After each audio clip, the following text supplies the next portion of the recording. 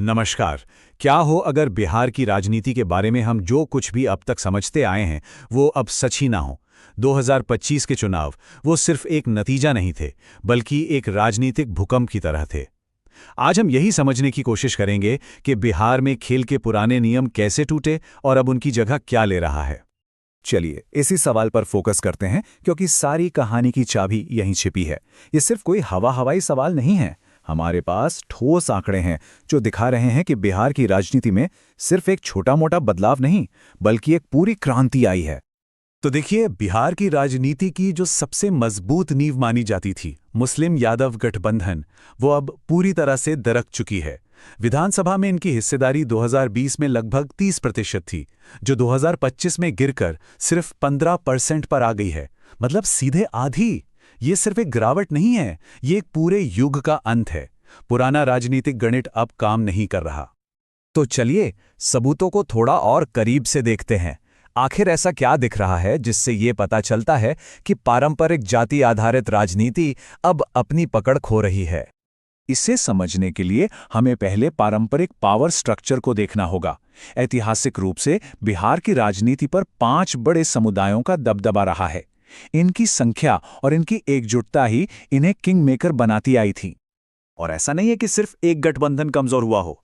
इन 5 पारंपरिक रूप से शक्तिशाली समूहों की जो मिलीजुली ताकत थी, वो भी कम हुई है। विधानसभा में इनका हिस्सा 56% से घटकर 49% हो गया है। शायद इस सुनने में बहुत बड़ा ड्रॉप ना लगे, लेकिन ये एक साफ ट्रेंड दिखाता है। पावर अब नए हाथों में बट रही है। पुराने सिस्टम में एक और बड़ी दरार की हम साफ दिखती है। हम उन पक्की सीटों की बात कर रहे हैं जिन्हें पीढ़ियों से एक ही जाति समूह जीतता आ रहा था। ये जो मजबूत किले थे, वो अब ढहने लगे हैं। सोचिए जरा, 2020 में भी 90% सीटें किसी न किसी जाति समूह का मजबूत गढ़ मानी जाती थीं। ये व्यवस्था एक तरह से पत्थर की लकीर जैसी थी। और अब 2025 में देखिए, ये आंकड़ा धड़ाम से गिरकर 60% पर आ गया है। ये एक जबरदस्त उलटफेर है। इसका सीधा मतलब है कि राजनीतिक नक्शा अब पहले से कहीं ज्यादा अनप्रिडिक्टेबल हो गया है। तो अगर पुरानी वफादारियां टूट रही हैं, तो सवाल है कि उनकी जगह ले क्या रहा है।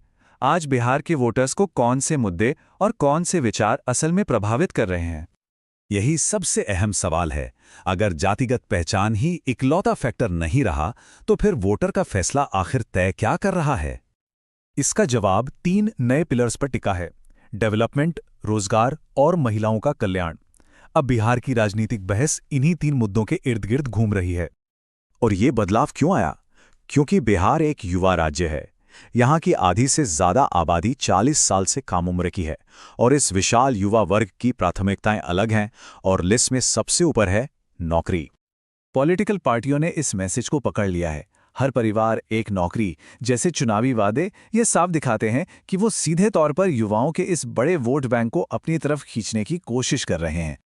अब देखते हैं कि प्राथमिकताओं के इस बदलाव ने बिहार के चुनावी नक्शे को कैसे पूरी तरह से बदल कर रख दिया, और जमीन पर इसके क्या नतीजे देखने को मिले। ये चार्ट सत्ता के इस बदलाव को एकदम साफ दिखाता है। अन्य पिछड़ा वर्ग यानी ओबीसी और अति पिछड़ा वर्ग यानी ईबीसी, वो समूह जिन्हें अक्सर कम प्रतिनिधित्व मिलता था, अब उनका प्रभाव काफी बढ़ गया है।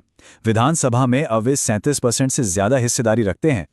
और यहां एक सबसे बड़ा सरप्राइज देखने को मिला। एनडीए सीमांचल जैसे पारंपरिक मुस्लिम बहुल इलाकों में भी जीतने में कामयाब रही।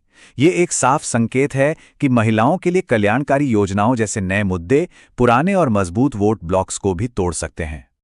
अगर राज्य के अलग अलग हिस्सों पर एक नजर डालें तो ये पैटर्न और भी साफ हो जाता है।